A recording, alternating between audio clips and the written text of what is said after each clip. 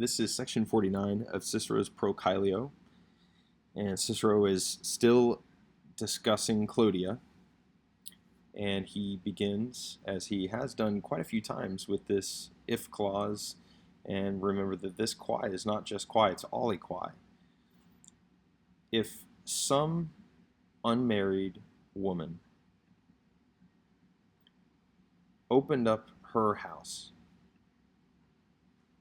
to or for this dative cupiditas cupiditatis for the desire of all men, probably, and openly placed herself in the way of life of a prostitute. She has made it a habit of to enjoy, here the infinitive, of enjoying the banquets. And remember, this is ablative taking with utor. Utor takes the ablative, one of our puff V verbs.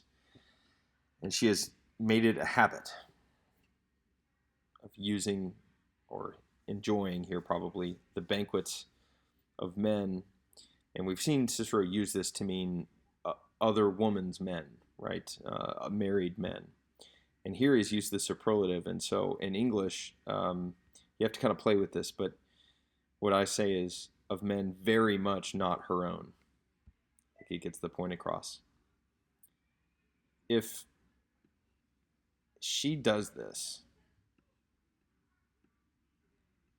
in the city, if she does this in her estate, in the gardens, and if she does that in that celebritate of Baiae, and celebritate means a place that she goes to again and again. If she does this in that place she frequents in Baiae, and finally, if she garrots herself, if she would behave in such a way, in this way, not only by her way of walking, but by her style, her dress, and by the company that she keeps, her band of men, her friends.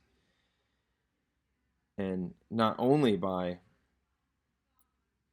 the flashing of her eyes, and I always wonder if Cicero means the batting of her eyes, and not only by the freedom, the license, the freedom of her speaking, of her speech, but also by her hugs, and her kissing, her deeds. I think we're using that term very loosely. I'm using air quotes. You just can't see them.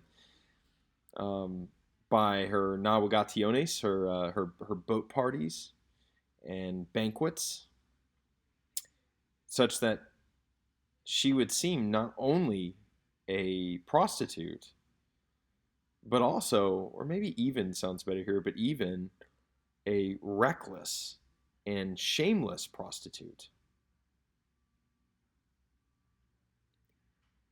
If si qui adolescens, if some young man, if any young man were by chance with this one,